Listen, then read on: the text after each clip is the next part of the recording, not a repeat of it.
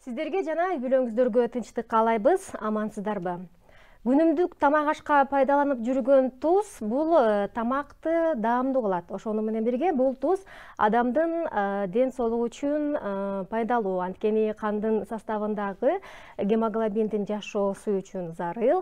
Ошондой эле ашказанда туз кислотасын пайда кылат. Тамактын сиңириши үчүн шилекейдин бөлүнүп чыгуусуна көмөктөшөт. Ал эми туздун көп өлчөмдө колдонулушу бул тамактын даамын бузат. Ошондой эле туздун көптүгүнөн пайда болуучу организмдеги түрдүү ооруларды пайда кылат. Бул сөөктүн жумшарып кетүүчү же болбосо остеопороз, аскандуулук, ошондой эле ашказан рагы жана көздүн кээ бирки түрү пайда болот экен. Ошондой эле биз эгерде бүгүн ошол эле сөз болгон, мисалы жихад деген сөздү ала турган болсок, бул мээнет кылуу, аракет кылуу дегенди билдирет экен. Бирок бүгүнкү күндө көпчүлүгүбүз эле жихад дегенде эле согуш талаасын, колуна курал кармаган адамды же болбосо ыйлап боздогон энени элестетебиз. Бирок урматтуу телегөрүүчүлөр, бул жихад деген сөз оң тарапка бас, сол тарапка баспа. Бул жакшы, бул жаман. Ата энеңди сыйла, ошондой эле эртең жаратуучунун алдына барганда жүзүбүздүн жарык болуусуна багыт берүүчү сөз турбайбы? Урматтуу телегөрүүчүлөр, биз бүгүн ислам бүгүн көрсөтүүсүндө дал мына ушул жихад туурасында сөз кылмакчыбыз. Биз менен бирге болуңуздар, бир нече секундтан кийин жолугушабыз.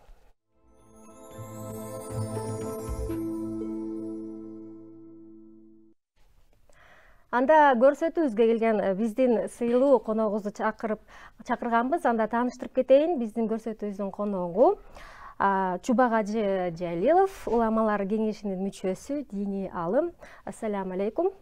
Алейкум ассалам ва рахматуллах баракату. Биздин көрсөтүүбүзгө кош келипсиз. Телегөрүүчүлөр дагы сиздин келишиңизди абдан күтүп жаткан болчу. Бүгүнкү күн насип эткен экен. Өзүңүз баамдагандай эле бүгүнкү көрсөтүүбүз биз мына ушул жихад туурасында маек курууну чечтик. Биринчи эле суроом, негизи эле жихадтын исламдагы орду кандай? Бисмиллахир рахманир рахим. Алхамдулиллахи роббил аламин вал акибату лил муттакин. Саллаллаху таала аля расулина Мухаммад ва аля алихи ва асхабихи ажмаин. Жихадтын мааниси өтө зор мааниге ээ. Чындыгында биздеги мына ажылык деп айтып атабыз, жаңылыктардан айттык азыр эле. Андан сырткары намаз, орозо, зекет деп айткандай эле жихад деген сөз мына ушундай касиеттүү, аруу туура түшүнүк. Бирок мына ушул түшүнүктү акыркы учурда ар кандай массалык маалымат каражаттары тарабынан максаттуу түрдө мындай бир үзгүлтүккө учурап келе жатат. Өзүңүз айткандай, жихад дегенде көп адамдар согушканды жанагы элестетип калышты. Бул албетте эгерде тарыхка кылчай турган болсок, Советтер Союзу менен Афганистандын ортосундагы жанагыдай талашуудан башталып, ошол убакта америкалыктар, батыштагылар ошол жихад деген түшүнүктү өздөрү каалаган таризде киргизип, мына ошондон баштап жихад дегенде терроризм менен, радикализм менен айкалышкан түшүнүк катары калыптанып калды. Болбосо бул аздектүү, аруу, ажылык, намаз дегенде, соопчулук дегенде адамды ак жолго жетелей турган, жанагы жашоодогу тамак таттуу болгон туз дегендей эле ошол адамдын мусулманчылыгын көркүнө чыгара турган аздектүү бир себептердин бири деп айтсак туура болот. Бүгүнкү көрсөтүүбүздө биз жогоруда айтып кеттим, жихад бир гана согушту гана эмес, ошондой эле анын түрлөрү көп деп айттык. Биз мына ушул бүгүнкү көрсөтүүбүздө ушул сизден дагы бир маалымат берүүнү суранат элек. Жихадтын кандай түрлөрү бар? Жихадтын түрлөрү чындыгында пайгамбарыбыз алейхиссалам бөлүп кеткен эки түрү бар: чоң жихад жана кичине жихад деп. Азыркы учурда жихад деп айтылып аткан кичүү жихадка гана, кичүү жихадтын бир гана сүрөтүнө байланган, калган сүрөттөрүнүн бардыгы унутта калтырылган түшүнүк. Чоң жихад деген түпкү маанисинде мына ушул адам өзүнүн жан дүйнөсү менен күрөшүп, өзүнүн эгосу менен күрөшүп, өзүн туура жолго багыттоо, өзүнүн нафсисинин азгырыгын азгырылып кетпестен адамгерчилик, жанагы күн сайын канткен адам болом деген суроого жооп берип, ошол суроого жооп берүүнүн аракетинде болуу мына ушул жихад деп айтылат да. далил катары пайгамбарыбыз алейхиссалам бир жолу ошол мекенди коргогон кичүү жихаттан келе жатып, үстү башыңарды оңдогула, өзүңөрдү карагыла, биз азыр кичүү жихаттан чоң жихатка келе жатабыз. Адам ошол өзүнүн үй бүлөсү менен жашап, бала бакырасын багып, коомчулук менен, табият менен таттуу мамиледе болуп, ошол Кудай Таала каалагандай таризде жашоону өткөрүү, өрнөктүү өмүр сүрүүнүн өзү адам шайтанга азгырылып кетпестен, адам бойдон сакталып калууга далалат жасоо мына ушул чоң жихат. Адам катары жашоонун өзү чоң жихат. Күн сайын адам болуу мына ушул чоң жихат дегенди пайгамбар түшүндүрүп айтып берген. Ал эми андан сырткаркы мисалы үчүн жанагыдай ырыскы менен үй бүлөнү багуу же болбосо бала чакага билим берүү, тарбия берүү, мамлекетти коргоо, мамлекеттин ичиндеги адамдарды коргоо, ар бир кесиптин ээси өзүнүн кесибин туура иштеп, адалдан ырыскы табуушулардын бардыгы ошол чоң жихаттын катарына кошулат дагы. Ошол эле учурда мекенди коргоо, мусулман өлкөнү ыйык сактоо, көз карегинде ошого көңүл бөлүү бул ошол кичүү жихат деп айтылынат. Тилекке каршы ошол кичүү жихаттын бир гана сүрөтү азыркы учурда жихат деген түшүнүккө байланып калып туруп, ал эми жихаттын өзүнүн түпкү асыл максаты айтылынбай калып кетип атат. Урматтуу телекөрүүчүлөр, эгерде сурооңуздар болсо, биздин бир аздан кийин эфирге чыгуучу WhatsApp номуруна жазсаңыздар болот. Биздин аалымыбыз Жубак Адежалиева сиздердин сурооңуздарга жооп бермекчи. Эми жихад капырлар менен болгондо, мисалы, мына ошондо биз кандай түшүнсөк болот? Мисалы, капырлар менен күрөшүүдө дейбизби? Жихад кандай болуш керек? Капырлар деген түшүнүк бул мусулман эмес деген түшүнүк. Демек, мусулмандар менен мусулман эместердин ортосундагы болгон согушту ошол жихад деп айтылынат деп айтылган максат бул кандайча ошол жанагы мусулман мамлекеттин бүтүндүгүнө, эгемендүүлүгүнө коркунуч туулуп калган учурда ошол мамлекетти коргоо үчүн чыкканда ошол жанагы Манастагы келген чоң казат дегенде ошол чоң казат газават ошол жихадтын бир айтылышы мына ушул мамлекетти коргоо, эгемендүүлүктү коргоо, ар намыс абийирди коргоо деген биринчи түшүнүктүн айкалышат.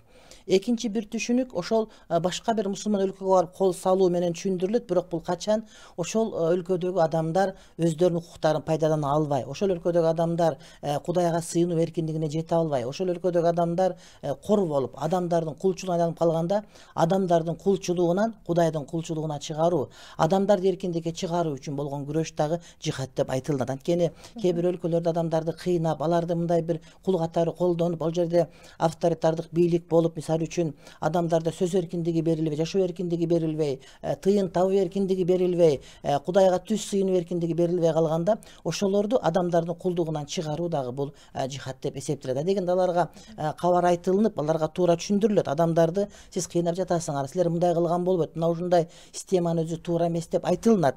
Алар ошого макул болсо, анда ошо менен жашасын. Бирок андай болбостон адамдар кулчулукта кала берген учурда адамдарды эркиндикке чыгаруу үчүн болгон күрөш мына ушул кичүү жихад деп айтылынат. Жихадтын эң абзели дейбизби, эң мисалы күнүмдүк кыла турган жихад кайсыл жихад болуп эсептелет?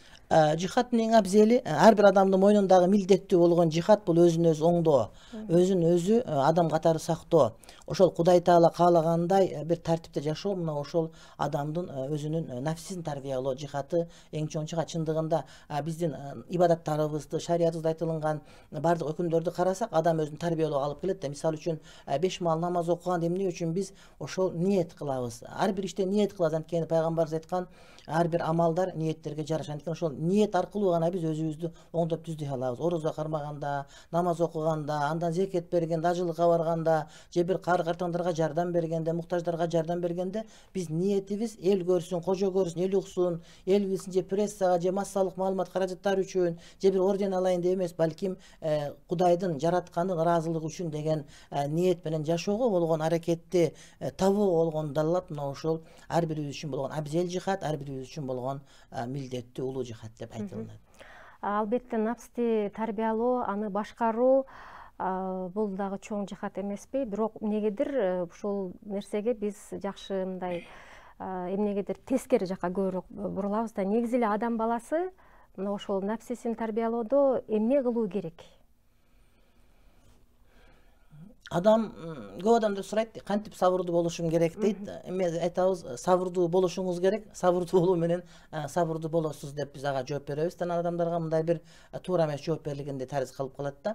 Чындыгында адам нафсин тарбиялоо үчүн кантиш керек десе, мына ошол адам нафсини ээрчибестен, балким өзүнө берген Кудай Таалам берген акыл, андан кийин элибизде келаткан нарк насил, каада салт, андан мурда ошол өзүбүздүн шариаттын канундары менен, мыйзамдары менен жашоого аракет кылган учурда адам ошол өзүнүн нафси менен күрөшө алат. Болбосо ошол Кудай Таалам адамды жаратканда нафсини кошуп берген, ошол нафси каалаган нерсе кээде туура эмес жакка кетип калат да, ошол туура эмес жакка кеткен нафсини ооздуктоо үчүн шарият өкүмдөрү, өзүбүздө акыл эстүүлүк сөзсүз түрдө нарк насил колдонулат. Мисалы үчүн ошол нафси мисалы үчүн кээде өтө эле жеңил жол менен бай болууну каалап, уурулукка же мародерлукка же болбосо жанагыдай бюрократияга жол берип, мамлекеттин акчасын уурдаганга же таразадан алдаганга жол бере турган болсо, албетте шарият адамдын ошол бай болуусун, мындай бир байпагы манат болуп жашаганды, жыргал жашаганды тыйбайт шарият. Бирок ошонун баардыгы тартип менен болсун, башка бирөөнүн акысына кирбестен болсун деген тартипти коет дагы. Мына ошо шариаттын чек арасын сактоо менен адам өзүнүн нафсине каршы күрөшө алат. Андан кийин адамда ыйман болуш керек. Анткени кээ бир адамдар мен жакшымын дегени менен адамдар көрбөй турган учурда уурулук кылып, жамандык кылып, мисалы үчүн эфирге чыкканда, прессага чыкканда абдан жакшы сүйлөйт дагы, бирок караңгыда калган, эл көрбөгөн учурда мамлекеттин көптөгөн жерлерин менчиктештирип алгандар, арам иш кылгандар, уурдагандар абдан эле көп болот да. Мисалы үчүн мына Орусиянын аймагында, Эсенген аймагындагы дээрлик 95% байлар ошол мамлекетти уурдаган байлар экендигин баардыгыбыз билебиз да. Анан демек адамдын нафси качан ордуна түшүп, нафсини биз ооздуктайбыз, мына ошол Кудай Таалам дайыма көрүп турат, билип турат деген учурда. Болбосо жанагы Советтер Союзунан калган биздеги мурас катары калган эки жүздүүлүк деген бир комплекс бар. Ошол комплекстен биз дагы деле арылбай келебиз. Анткени адамдардын көбүн жакшы сүйлөп, бирок өзүбүзчө калганда башка бир аланда чап жүрө беребиз. Жихад кимдиргедир мисалы сөзсүз кылынуучу парз катар болобу? Мисалы жихад ошол эле жынысына карайбы? Ошол боюнча дагы айтып кетсеңиз. Албетте улуу жихад бул ар бир адамга тиешелүү, акыл эстүү болгон адамдын баарына тиешелүү. Ошол өзүн башкаруу, кароо, тарбиялоо, өзүн өстүрүү, жана башкаларга колдон келген жардамын көрсөтүү, интеллектуалдык жардам көрсөтүү, материалдык жардам көрсөтүү, маалыматтык жардам көрсөтүүнүн баардыгы ошол жихадтын ичине кошулат дагы. Буга ар бир адам колунан келиши аткарууга милдеттүү. Ал эми кичүү жихад, мамлекетти коргоо, өлкөнү коргоо боюнча бул дагы негизинен эркектерге, акыл эстүүлөргө, анан кээ бир учурда ошол аялдарга дагы тиеши эсептелет. Бирок ошол мамлекеттин башчы, негизги кол башчы, ошонун буйругуна жараша болот. Кимдер баруу керек, кимдер мамлекетти коргоо керек. Ошондуктан жанагы аскерге барып аткан биздин жигиттер, мына ошол эгерде кимдеген баш тартып барбай кое турган болсо, кача турган болсо, булар Кудай астында күнөөкөр болот. Ошол эле учурда аскер кызматындагылар дагы барган жигиттерибиз ал жерде таяк жеп эле тиги байлардын картошкосун казып, чочкосун багып жүрө бербестен, ошол чындап бир аскердик бир өнөргө үйрөнө турган тартипти түзүп берүү дагы биздин аскер башчыларынын мойнундагы милдет болуп эсептелет. Болбосо биз билебиз, курулушта жүрүп эле убактысын өткөзүп кайра келип мынтык атканды билбей келип калган дагы биздин солдаттар бар экендигин. Жок, андай эмес. Балким мекенди коргоого ар бир эр жигит, керек болсо ар бир аял зат дагы сөзсүз түрдө даяр болуш керек деген түшүнүк болуш керек. Бүгүнкү күндө ошол биз шейит болобуз, шейит өлөбүз деп көпчүлүгү Сирияга кетип бара жатат. Булар боюнча сиз эмне дейт элеңиз? Менимче сиз азыр айтып өттүңүз, бул туура эмес. Бул боюнча дагы биздин телекөрүүчүлөргө маалымат берип кетсеңиз. Чындыгында Кыргызстандан көп адамдар Сирияга кетишти. Айрыкча Кызыл Кыя шаарынан көп кетип, ал эми Кызыл Кыя шаары Эсенген аймагы боюнча эң көп Сирияга адам кеткен аймак катары белгилүү. Эмне үчүн ошондой деп ойлойсуз? Эмне үчүн болгон себеби биринчиден диний маалыматтын аздыгы, экинчиден мындай бир ар кошкон элдин көптүгү, үчүнчүдөн ошол жанагыдай сыртка чыккандардын, жанагыдай миграцияга чыккандардын көптүгү менен болуш керек. Мына ошол себептен мындан бир 1,5-2 жыл мурда биз атайын саудиялык профессорду мен устазым чакырып, Муса Шариф менен Кызыл Кыя шаарына, Өзгөн шаарына, Кыргызстан төрө кыдырганбыз. Мына ошондон кийин басаңдады. Анткени ошол жанагы жергиликтүү имамдар айткан учурда булар мамлекет буларга айт деп айтып атат, бизге туура исламды жашырып атышат, булар жалган айтып атышат дегенде түшүнүк менен калганда, ошол Меккенин өзүнөн келген аалымдын айтуусу менен ошондон кийин бул агым токтоп калды деп айтсак туура болот. Анткени чындыгында эле Сирияга баруу бул жихад деген сөз жок. Бул ошол жанагыдай бир мусулманчылык адамдардын сезими менен ойногон башка бир чоң мамлекеттердин бир геосаясий саясий бир чоң саясаттын курмандыгы болуп калды десек туура болот да.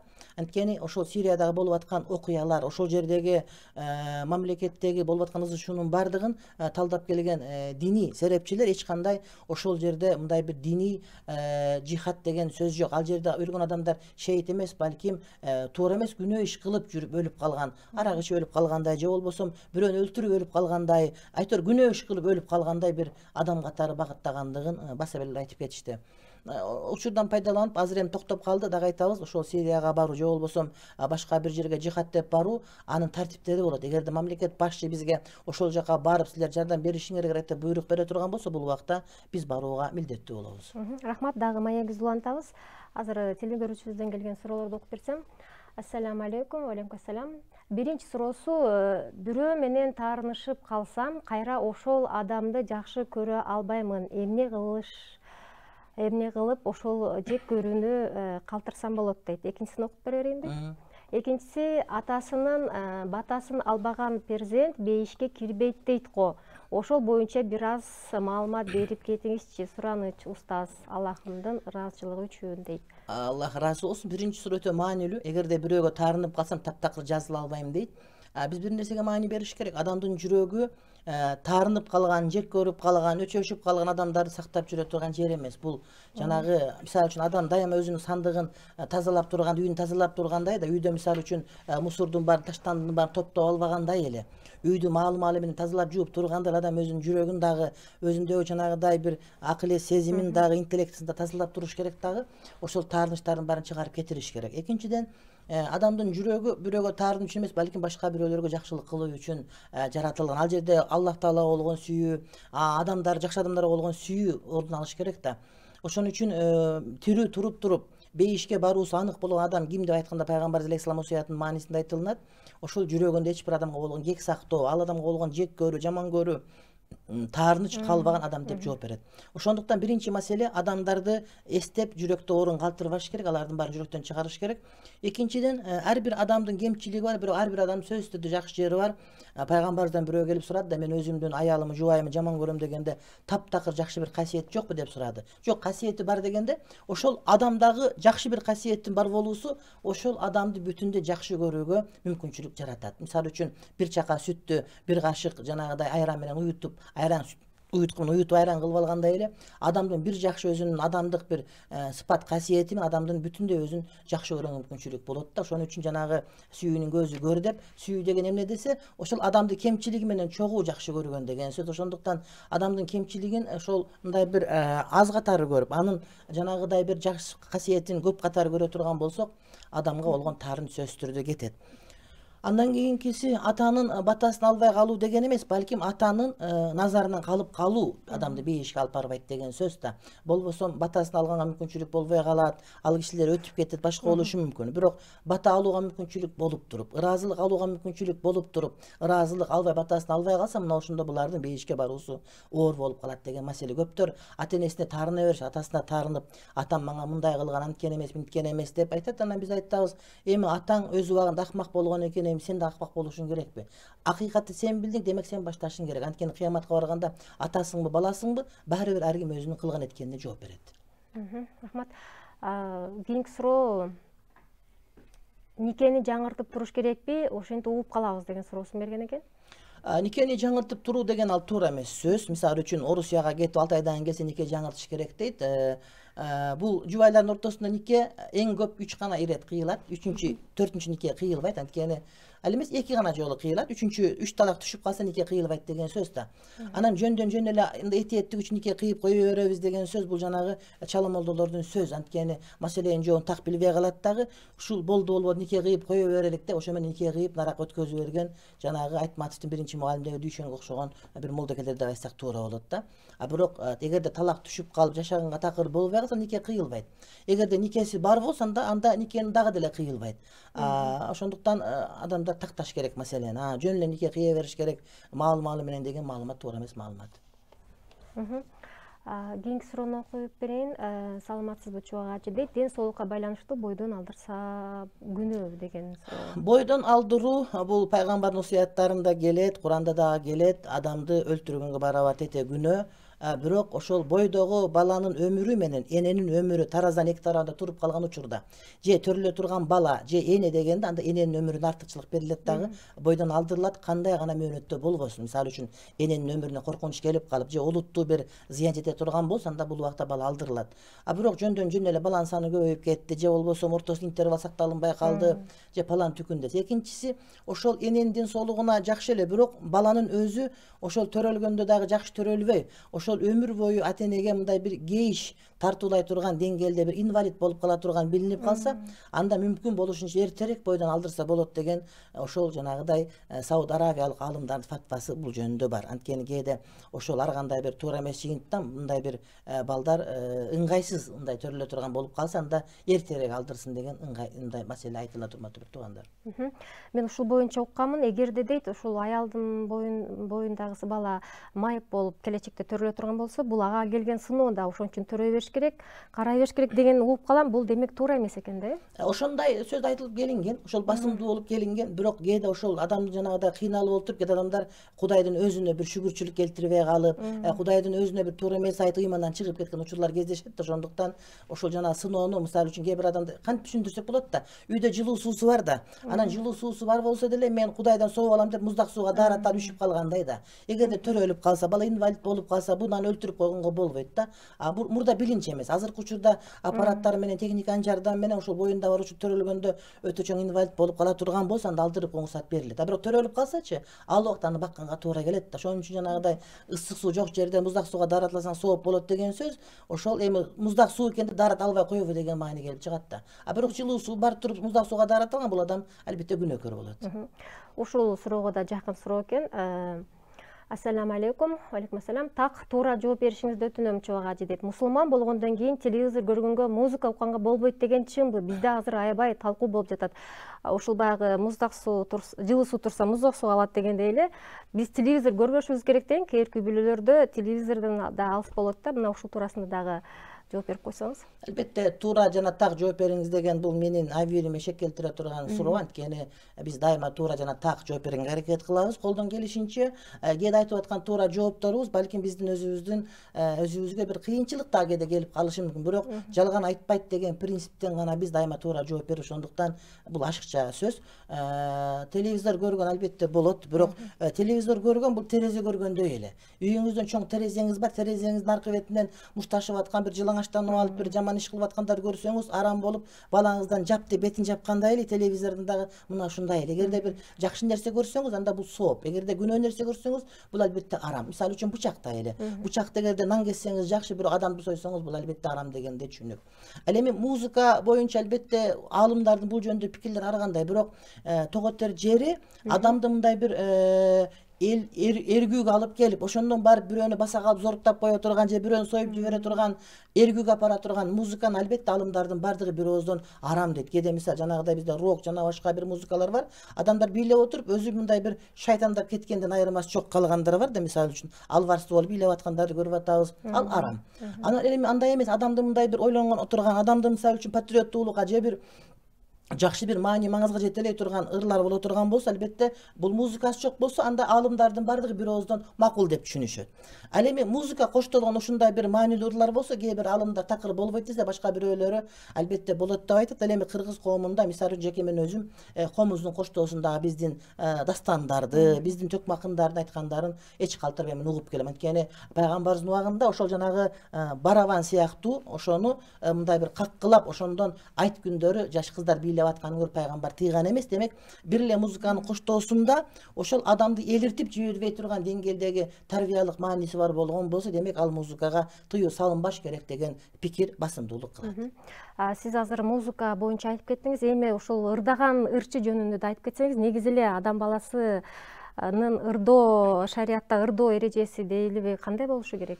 Ырдоо эрежеси албетте ошол ырдаганга тыюу салынбайт негизинен. Бирок ырдап атканда жанагыдай кээде биз ырдын мазмунуна караганда анын кебетесин карап, анын келбетин карап, анын кийимин карап же кийиминен ошо наркы бетиндегисин карап отуруп мындай бир бөлөк жакка өтүп кетебиз дагы мына ошол нерсеге тыюу салынат. Бирок эгер ырдай турган болсо, ошол нерседен анын үй бүлөсү бузулбай турган болсо, анткени кээде биздин артисттерибиз башкалардын мындай сулуу болуп же башка бир нерсе болгондо сөз ээрчи ошондон барып үй бүлө бузулуп кетип атканы бар да, ошондуктан көчөгө чыккан жанагыдай бир кызматтык же бир жумуштук бакыттан көрө үй бүлөнүн бакыты биринчи орунда туруу керек деп шарият ошол нерсеге тыюу салган. Бирок андай болбой турган учурда, анда мындай ашкере боенбогон учурда, шариаттык бир абийирлер, бир адамгерчилик кийим кийилген учурда анда ал нерсеге тыюу салынбаш керек албетте.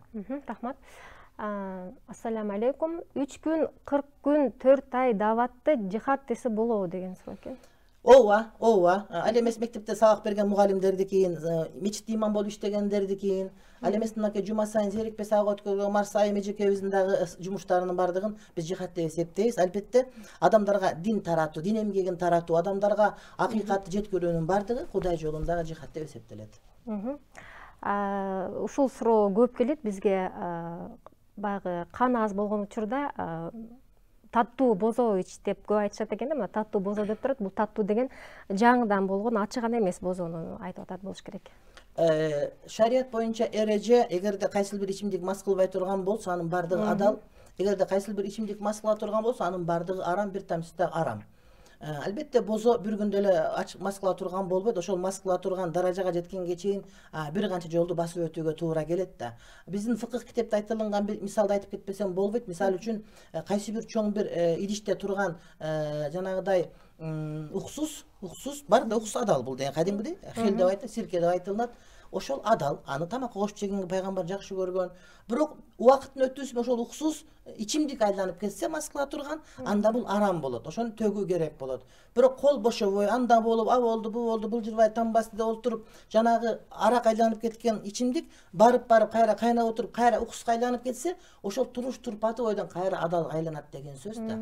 Демек ошол туруш, ошол биз пайдалана турган учурда мас кыла турган эмеспи деген мааниге жол бериш керек. Мисалы үчүн ошону айтып, мында мас кылбаган бозо бул арам эмес деп айткан учурларыбыз бар да. Айтсак, анда кыргызга ошондой бир нерсени көрсөтүп койсо, нар жагын сурап олтурбайт дагы, тереңдеп кирип кетет. Ачык эле бир кичинекей уюк ачып берсең, ага мындай толук эле кирип кетет да. Мисалы үчүн базарга деген азыр эле үйрөтүп койдук элек, базардын баарын кыргыз кирип кетти. Азыр үй салганды үйрөтүп койсок, азыр кыргыздын бардыгы эле үй салганга өтүп кетти. Же болбосо ушуга окшогон маселе. Айтор ошондуктан мындай бир кээде айтпаганга туура келе турган маселе болуп калат да. Болбосо мас кылбаган ичимдиктин баары арам эмес, ал эми мас кылган ичимдиктин бардыгы арам. Бул ачытылганына карабайт, анткени андыл ачытылат да. Ошондуктан урматтуу бир туугандар, бул маселеде өтө этият болуш керек. Анан жанагыдай кээ бирлерге жаш бозо мас кылбайт десеңиз, акталан бир ачыган жанагыдай түндүккө тие турган бир бозосу бар, атылгандачы. Ушундай бир ачыгандан улам ошого окшогон бозонун ичип бирин бири башын жарып жүрүп алган учурлар да кездешет. Акыйкат дайыма сөз чынынан бузулбайт. Рахмат. Ысырык салып атып баледен сакта деген ширк эмеспи деген суроо. Ширк эмес. Бул пайгамбар сүннөтүндө келет.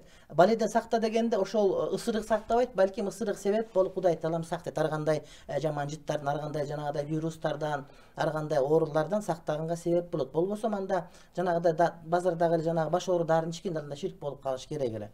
Болгону баледен сакта деген сөзү ошол Кудай таалам ушунун себеби менен өзүң баледен сакта деп сөздү туура түшүнсөк, анда демек алас ар баледен калас деген сөз бул эч кандай ширкке туура келбейт. Ширк эмес. Бул ошол салтыбызда бар маселе, элибизде бар маселе, шариятта дагы бар маселе. Азыр күнгө чейин Арабияга барсаңыз, ошол мусулман дүйнөсүндө барганда 2 жолу ысырыкташат. Киргенде бир ысырык беришет, анан барды калпактарын көтөрүп ысырыкка тосуп шамалдатып кайра кийишип, анан чыгып дагы бир ысырык беришет. Анткени жагымдуу маанай менен кетсин деген.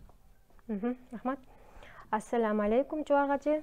Биздин айылда инкар болуп экиге бөлүнүп жатышат. Чачтарын өстүрүп, оокат кылбай калышты. Бардыгын Кудай берет деп болгандай. Кайсыл айыл экенин жазбаптыр? Бул көп. Бул мисалы үчүн Көлдө, Актуз ушундай бир Жети Өгүз тарапта бар. Бул деген биздин бул Кара Балта тарапта бар. Биздин Жалал Абадта, Сузакта, Булагөбешинкада бар. Айтор Кыргызстандын бул болбогон жери аз эле калды. Ошол инкар, якин деп ошол дааватчы туугандардын арасынан илим жетишпегендиктен, Анан ошол жанагыдай чоң дүйнөлүк аалымдардын бири болгон улуу аалым Маулана Саат деген аалымдын сөздөрүн туура эмес трактовка кылгандан улам келип чыккан бир түшүнүктөр. Булар ошол жанагы мисалы үчүн пайгамбардын бир осуяты бар да, силер куштай болгула. Куш деген Кудай куштунда тобогел кылат. Эртең менен ач карын учуп чыгып, кайра кечинде курсагы ток кайтып келет десе, биз дагы куштай болобуз, эч кандай иштебейбиз, көчөгө чыгабыз, кайра келебиз, ток кайтып келебиз деп пайгамбардын осуятын туура эмес түшүнөт да. Пайгамбардын осуятында куш учуп барып учуп келет. Куштун эмне учуп баргандыгы, куштун канаты тойгузат. Демек адамдар дагы куш канат какканда адамдар иштеш керек деген түшүнбөй эле биз ошо басып барып басып келсе эл рызкы келип калат деп ошол осуятты туура эмес түшүнгөн улам келип чыгат. Мунун баардыгы ошол жанагы диний маданияттын, илимий маданияттын төмөн экенинен кабар берет. Албетте бул туура эмес маселе. Бул боюнча муфтият дайым айтып келет. Экинчиден бизде ушул нерсе барган сайын муздап баратат. Ошол нерсе бизде суздап баратат. Кудайга шүгүр, барып мен ойлойм ордуна келет деп. Анткени бир убакта дааватчымын деген баардыгы ошондой болчу. Азыр Кудайга шүгүр түшүнүп келип калды. Бул ошол илгеркиден калган саркындылары. Мен ойлойм ал барып жок болот. Аллах жаныбарлардан, канаттуулардан айырмалап адам баласына акыл берген экен. Демек, ошол акылды иштетип, рызкысын табыш керек экен да. Албетте. Акыл менен иштеп рызкы табышыбыз керек болот. Ошол берген акылдын өзүнө дагы бизде сөзсүз түрдө сурак кездешет.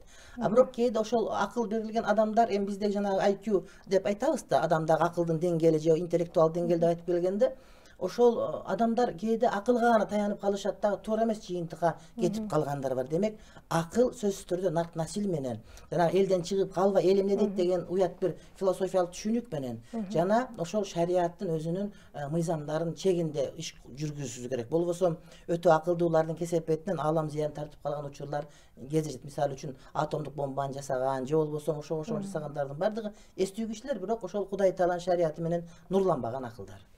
Рахмат. Эси жок жүргөн иттерди атып коем, күнөө болобу же кандай? Рахмат деген. Эгерде иттер коркунуч туудуруп аткан болсо, атса бир жөн. Анан жөн эле жүргөн итти атып аткан болсо, албетте күнөөкөр. Коркунуч туудуруп, кутуруп кетүү коркунучу бар, балдар тиштеп алуу коркунучу бар болсо, оору тарата турган коркунуч бар болсо атуу керек болот. Бирок андай болбогон учурда күнөө Кудайдын макулугун антип өлтүргөн жакшы эмес. Кайра темага кайрыла турган болсок, бүгүнкү күндө ошол биздин сиңдилерибизди, эжелерибизди дейли, Сирияга ошол жерге ошол биздин мусулман эркектерге кызмат кылышың керек деп азыр ушундай көрүнүштөр болуп атат. Барып, мисалы, багында копол сөз менен айтканда, ар бир эркекке кезекке туруп, ошол аял кимдин боюнда болгонун билбей, ошондой көп терс көрүнүштөр болуп атат да. Бул менимче шахиттик деле эмес. Негизи аял киши үчүн шахиттик иштер дейлиби, же болбосо бүгүнкү темага байланыштуу болгон аял киши үчүн жихад бул эмне? Пайгамбардын осуятында айтылат, аял киши эгерде 5 мал намазын окуса, орозосун кармаса, жана күйөөсүнө баш ийсе, бул бейиштин каалаган эшигинен кире берсин дейт да. Чындыгында аял киши үчүн шейиттик бул ошол үйдүн кутун сактоо. Ошол үйдүн ээсине, эгерде ошол үйдүн ээси шарият чегинен чыкпаса, ага колдон келишинче моюн сунуп, ага баш ийүү жана тарбиясын берүү, мына ушул чоң шейиттик болуп эсептелет. Бир гана жанагыдай атайын бир доктурлук окууну окуган медсестраларга, врач аялдарга гана өтө зарыл болуп согуш талаасына баруу туура келбесе, ал эми башка аял затына үйдөн чыкпастан үйдүн кутун сактоо, эркектер жихадта жүргөн учурда мамлекеттин ишин аткаруу, ошол аялдардын мойнунда чоң жихад болуп эсептелет. Пайгамбар алейхисалам сурашкан, эркектердин баары жихадка барат экен, согушка барат экен, биз эмне кылабыз дегенде, силер ошол үйдөгү тарбияңар ошонун өзү чоң жихад деп ошентип жооп берген. Деги эле аял үчүн эң чоң жихад бул ажылыкка баруу негизи. Эгерде мүмкүнчүлүгү болуп, колунан келсе ажылыкка барса, бул ошол мойнунда эң чоң милдет өтөлгөн болуп эсептелет иншалла. Рахмат.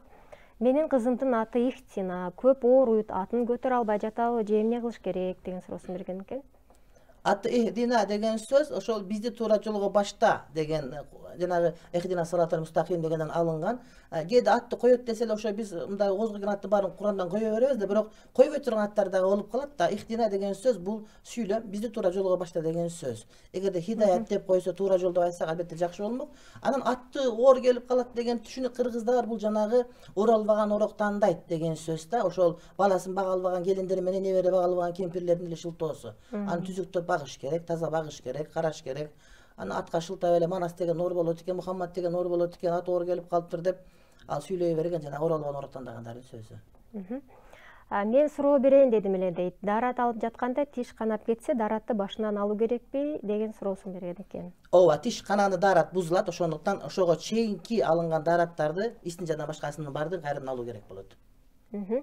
Эгерде бул адамдын тиши кээде канаса, бирок тынымсыз эле сызып канап тура турган болсо, анда тиш канаган бул адам үчүн дара сындыруучулар катарына кошулбайт. Ар бир намазга жаңы дарат алып, тиш канына карабастан намаз окуй берет. Жаратылышка аяр мамиле жасоо жөнүндө кыскача айтып кетсеңиз, сураныч деген суроосун берген экен. Бул албетте өтө чоң маселе, жанагы эко деп айтып аткан азыркы учурда, же болбосо жанагыдай грен деп айтып атабыз, мисалы үчүн жашыл шаар, таза коом деп атканын баардыгы ошол биздин динибизде айтылган маселе. Жаратылыш менен болгон таттуу мамиле, жаратылышты өлтүрбөстөн кароо, алар менен шайкештөө болуу, жаратылышты таза кармоо боюнча динибизде өтө көп сөз айтылган. Бирок ошондон дагы зарылыраак маселе адамдын өзүнүн жан дүйнөсү менен болгон маселе болгон үчүн акыйдага биз көбүрөөк мамиле сөз буруп калабыз да, болбосо жаратылышты сактоонун өзү. Мисалы үчүн бир эле мисал, көркөм мисал, жанагы биз адамдар өтүп кетсе стелик коебуз, башка коебуз, Куран окутабыз, бирок эң чоң сооп каякта болот десе, дарак эккенде дегенди пайгамбар көрсөтүп берди дагы. Өтүп кеткен адамдардын кабырына бир бутак таштап, ушул бутактар соолуганга чейин сооп айтып турат тигилдерге деп атат да. Демек көчөт экен мазарларга, жолдордун бардыгына жаратылышты мындай бир барктаган бул канчалык сооп экен деген пайгамбар айтып берген.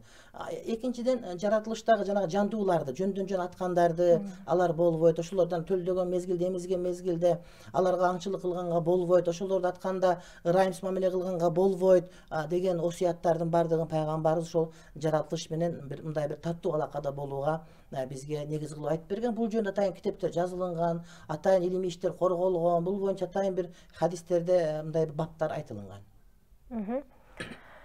Эки суроо берген экен. Биринчи суроосу гусулсуз тамак жесе болобу, экинчиси манасты окуса болобу деген суроо экен.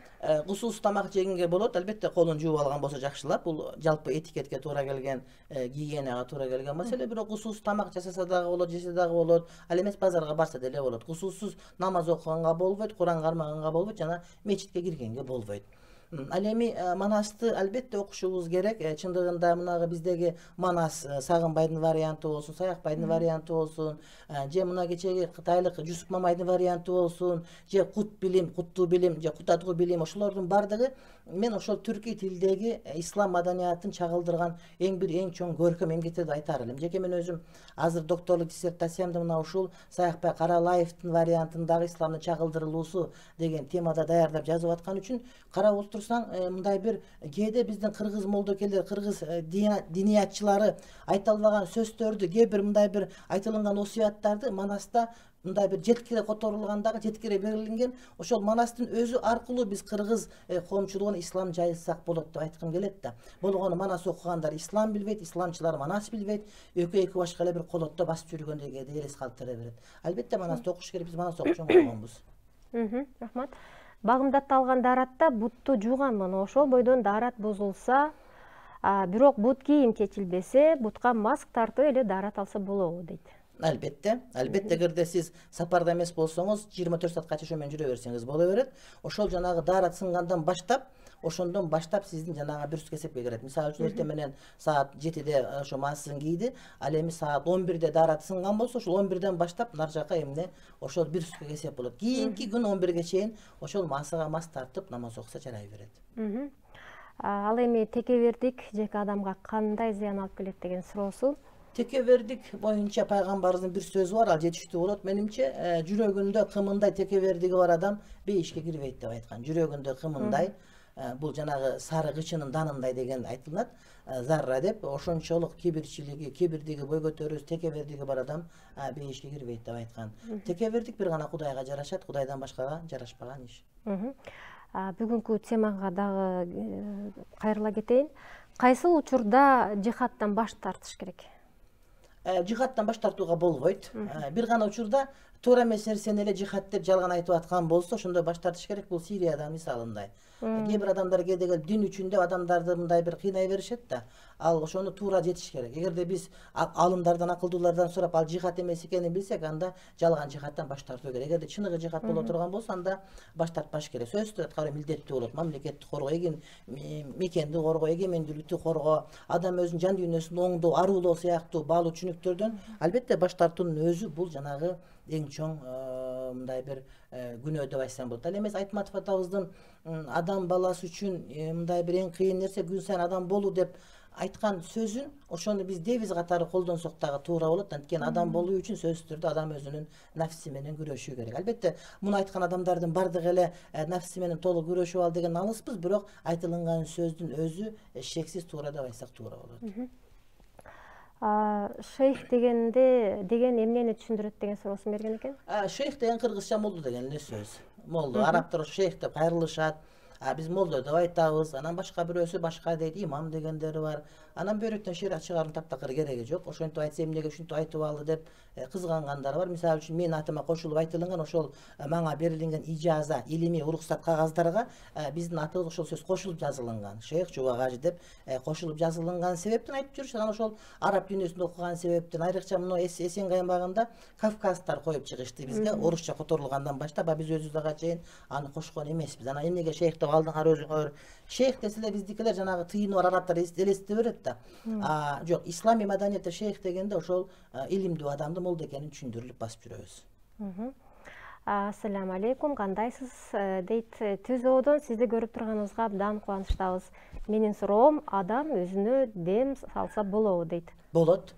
Пайгамбар үйрөткөн, адам уктаганда куптандан кийин жатардын астында төшөгүнө отуруп, колун жазып, Фатиха сүрөсүн, Ихлас сүрөсүн, Аятал Курсийди, Кул аузу бираббил фалак, бираббин насты окуп, ошол колу менен денесинин жеткен жеринин бардыгына ошол сүртүп 3 жолу дем салсын деген осуяты бар. Бул албетте жакшы маселе. Ар ким өзүнө дем салган жакшыраак, анан жанагы өз дем сала албагандар бирөөгө дем салдырат барып. Жанагы мечитке барып дем салдырып аткандардын көпчүлүгү Куран окуганды билбегендер. Жанагы тоок соё албаган бирөөгө союдургандай эле кеп бирөөгө дем салдырган барып. Шайтан жана жиндин айырмасы кандай? Жин кирип кетти деп айтышат. Кантип чыгарат? Жин тийип кетти деп айтылат. Анан биз кирип кетти деп түшүнүп жүрөбүз. Жиндин таасири болот сөзсүз түрдө, жиндерге адамдын да таасири болот деп айтышат. Ошондуктан ошондой шайтан дегенде жиндердин мусулмандары бар, анан капырлары бар. Ошол капырлардын бардыгы шайтан деп айтылат, мусулмандары мусулман жиндер деп айтылат. Намаз окугандары бар, аалымдары бар, сабакка катышкандары бар. Анан ошол жинге мындай бир жиндин жинине тийип койгон учурда, жин ошого тийип кетсе, жиндин колу тийип калса, бир жери тийип калган учурда ошондон адамдар ооруп калат. Аны дем салдыруу керек болот.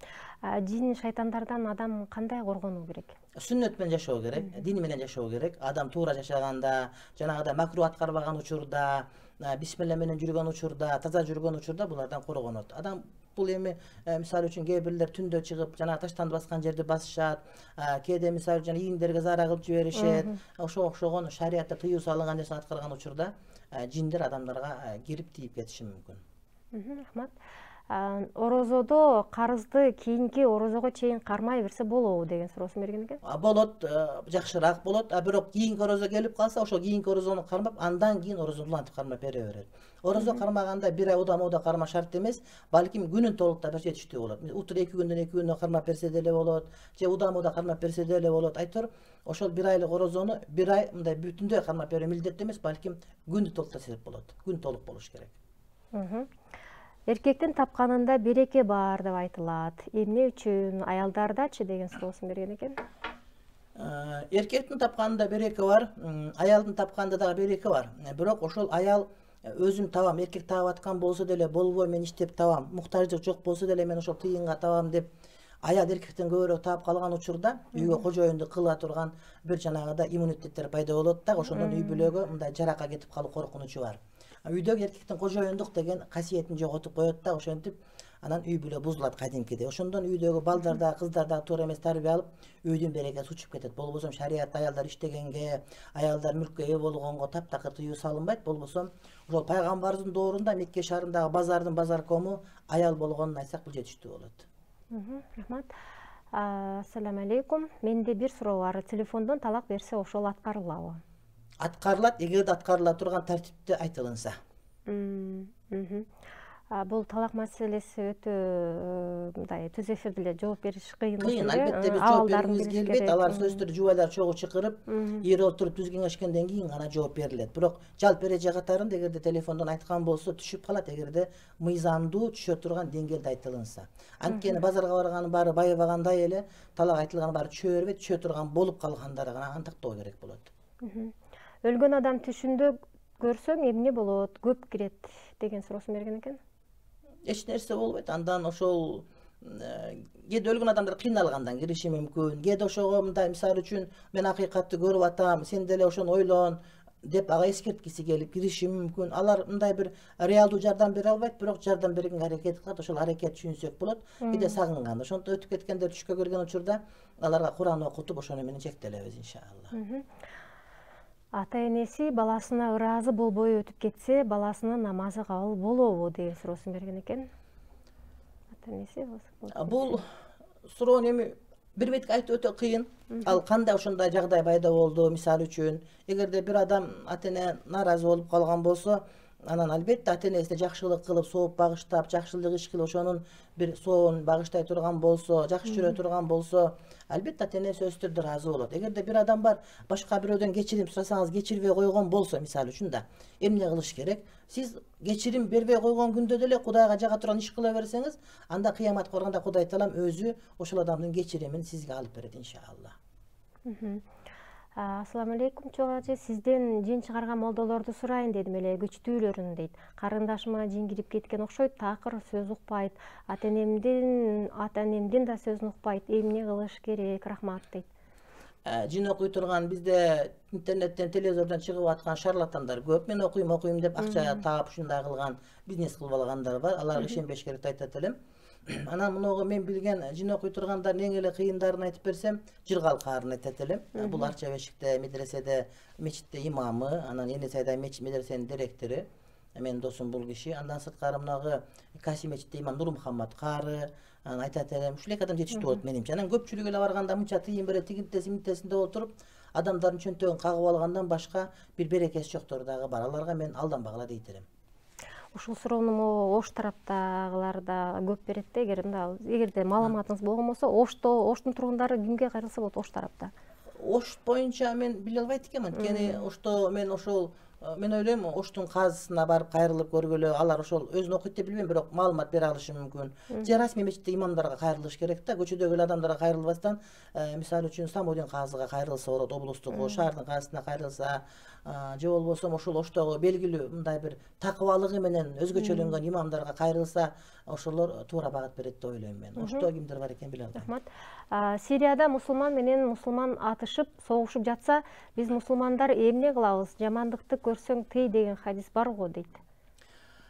Биринчи кезекте биз дуа кылабыз, экинчи кезекте колубуздагы тыйганга аракет кылабыз. Биз барып атканда тыйбастан кайра ошол жанагы отко май куйганда таасир калтырып атабыз да. Биз ошол тыйганда кандай кантип таасир келтире алабыз? Балким дипломатиялык жол менен, балким башка бир жол менен, мисалы үчүн. Анткени азыркы барып атканда албетте токтотуу керек, бирок токтотуунун жолу кандай болуш керек? Мына ошо чоң түйүндүү маселе. Бирок так маселе ушундай, Сирияга барып ошол жерге согушка катышуу албетте буну токтото албайт. Эгерде колуңуздан келип аткан болсо, мына Туркияда көптөгөн ошол жерде качкындар жүрөт, Кыргызстанга чейин канчасы келип атат, Сурияда Саудияга барган, Европага баргандары бар. Ошолорго кайрымдуулук көрсөтүңүз, азырынча колуңуздан келген ушунда жана дуа кылыңыз деп айтат элекпиз. Ошолорго кайрымдуулук көрсөтүп, ошолорго мисалы үчүн тамак аш жөнөтүңүз, башка нерсе бериңиз. Ошол азыркы учурда биздин мойнубуздагы милдетибиз. Ал эми калган маселе бул ошол дипломатиялык жол менен чечилүү керек деп эсептейт элем мен. Дуа мусулмандын куралы, дуа кылышыбыз керек экен. Албетте, дуа биринчи кезекте.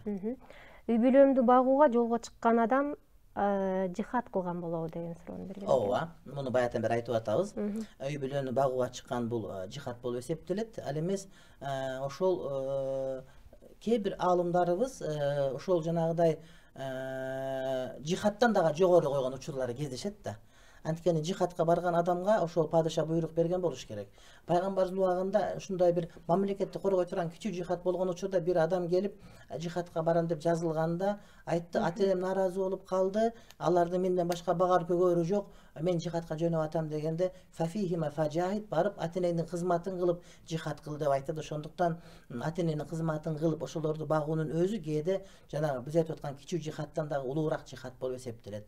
Фафихима фажахид, барып ата-энеңдин жихатын кыл деп атат, кызматын кыл деген сөз. Ассаламу алейкум жубагачы, арак ичкендин эртеси гусул алсак кабыл болобу? Арак менен гусулдун бири-бирине тиешеси жок.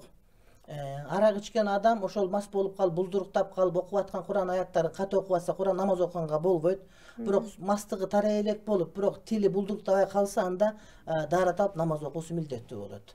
Арак ичкен адамдын 40 күнгө чейин дубасы кабыл болбойт, бирок намазын окуш милдеттүү болот. Туура. Медицинада деле ошол ичкен арактын таасири ошол 40 күндүн ичинде чыгып кетет экен, ошондуктан дагы кабыл болбойт экен. Арактын деги эле арактын өзү адам баласы үчүн өтө зыян экен. Уммул хабайс, бүтүндө жамандык энеси деген пайгамбардын осуяты бар. Матуридия жана Абу Ханифи дейт, акыйдасынын айырмасы эмне дейт? Абу Ханифа акыйдасы негизи пайгамбарыбыздын акыйдасын сахабалар бизге жеткиришти, сахабалар табийиндерге. Анан ошол табийиндердин бири бул имам Абу Ханифа. Абу Ханифа акыйдасы деген бул ошол пайгамбардын акыйдасы деген эле сөз. Анан имам Абу Мансур, имамул Худа, Ал-Матуриди Самарканди ошол Абу Ханифанын акыйдасын ар кандай бузуку туура эмес адамдарга жооп берип, ошол акыйданын негизинде жооп берип, берилген жооптордун негизинде ошол илим тармактанган, күчөйгөн дагы ошол Матурид акыйдасы Абу Ханифанын акыйдасынын дал өзү болгону кеңейтилип берилген формасы катары гана. Демек, Матурид акыйда бул Абу Ханифа акыйдасынын дал өзү, Абу Ханифанын акыйдасы бул пайгамбардын акыйдасынын дал өзү. Демек, ошол Матурид акыйда бул чыныгы мусулмандардын туура акыйдасы деген гана сөз. Бул мектептердин аталыштары гана. Ким жазып калтырган, ким кагазга түшүргөн, ким китепке түшүргөн деген сөз да. Мисалы үчүн кыргыз тилин Касым Тыныстанов мисалы үчүн жазып берди деп айта турган болсок, Касым Тыныстановго чейин деле кыргыз тили бар болчу деген сөз да. Ошол Матуридиге чейин акыйда бар болчу болгону азыркыдай формада жазып, ошону бир мында жазуу жүзүнө түшүрүп берген ошол имам Абу Мансур Ал-Матуриди деп айтсак туура болот да. Ана Абу Ханифанын акыйдасы башка, Матуридиги башка деген бул жанагы салафи мазхаб кармабагандардын бул жанагы адаштыруусу, азгыруусу гана. Көрдүң, сен акыйдаң Абу Ханифа, фыкта Абу Ханифасын, ал эми акыйдада Матуридисин, демек сен туура эмес жолдосуң деп адамдардын башын айландырат. Биз кааласак атын өзгөртүп, ошол Матурид акыйданы Абу Ханифа акыйдасы деп жөкөн тең атын өчүрүп эле жөн эле пайгамбардын таза саф акыйдасы деп койсок деле боло берет. Ал аталыш гана. Башка акыйдадан айырмалап туруш үчүн гана, мисалы үчүн Му'тазилеттерден, же болбосо Хавариждерден, же бир жанагыдай мужассимден айырмалап туруш үчүн бул Матурид акыйдасы. Болбосо бардыгы эле биз мусулманбыз дей берет да, ошо мусулман акыйдасынын ичинен кайсы чыныгы мусулманчылык акыйдасы деген маани урматтуу бир тууган. Бүгүнкү күндө ошол динде эле түрдүү агымдар пайда болуп атат. 73-кө бөлүнүп кетет дегенде мына ошондон келип чыкса керек. Бизди туура жолдон адаштырбасын деп дуа кылабыз. Кийинки суроо, зекет бергенимде күйөөмө айтпай кылсам болобу деген суроо берген экен. Эгерде ошол аял кишинин өзүнүн мүлкү боло турган болсо, анда күйөөгө айтуу милдеттүү эмес, бере бересиз. Бирок күйөөнүн мүлкүнөн мындай бир азыраак садака берейин, тууган уруктарга, тааныш-тунуштарга десеңиз, анда сөзсүз түрдө билдирүү керек болот. Бирок билдирбей турган качан тамак жасаганда көбүрөөк жасалып калса, ашканынан кошуналарга берсеңиз, муну айтпай койсоңуз боло берет. Бирок коңшуларга берет элем деп көбүрөөк жасап алсаңыз, анда башынан баштап анда айтканга туура келет. Өзүңүздүн мүлкүңүздү кааласаңыз, өрттөп үйлөп жиберсеңиз деле ага шарият каршы эмес. Рахмат. Менин суроом, өз мекенин коргоо максаты менен жихад кылса болот да айттыңыз. Эгерде баскынчылык кылып кылынган жихад туура болуп эсептелеби дейт? Жок, баскынчылык туура эмес. Бир гана учурда адамдар камалып калып, адамдар эркиндикке бара албай, адамдар сөз эркиндигинен, дин тутуу эркиндигинен, жашоо эркиндигинен ажырап калганда, ошолорду куткаруу максатында болсо, мына ошол дагы жихад деп эсептелет. Анан жөн эле барып мародёрлук кылам деп башка деп эле басып алсаңыз, бул анда арам болот. Туура эмес. Телефондогу дуаларды жатаарда окуса болобу деген суроо берген экен. Болот, болот. Кагаздан айырмасы жок. Кагаздан карап окугандай боло берет. Ошондой эле жанагы айтып кеттиңиз, ата-эне эч качан ыйлабаш керек. Ата энени ыйлатып же жубайын, бала чакасын ыйлатып туруп жихадка кеттим деген туура эмес экен, э? ооба. Урматтуу телекөрүүчүлөр, бүгүн биздин көрсөтүүбүз ушул жихад туурасында болду. Убакыт соңуна чыгып бара жатат. Биз бүгүнкү биздин коногубузга Аллах ыраазы болсун деп айтмакчыбыз. Кылган ибадаттарыңыз, дуаларыңыз кабыл болсун. Буйруса дагы жакынкы аралыкта сизди чакырабыз деген ниеттебиз. Рахмат, Аллах ыраазы болсун, бактылуу болуңуздар. Урматтуу телекөрүүчүлөр, пайгамбарыбыз ошол убакта кайсы бир өлкөгө барганда согуш жүрүп жаткан болсо дагы кары картаңдарды, дин алымдарын, ошондой эле үйдөн чыкпагандарды, жаш балдарга зулум көрсөтпөгүлө деп айткан экен. Ал эми Сирияда кандай болуп атат? Ошол жаш балдарды өлтүрүп атышат, ата эне боздоп атат дегендей. Демек, бул жихад эмес, бул момун мусулмандын иши эмес. Андыктан ушул тарапка баргандан биз тыйылалы деген жыйынтыкты айтмакчыбыз. Бүгүнкү жума күнгү кылган ибадатыңыздар кабыл болсун. Дайыма ата энеңиз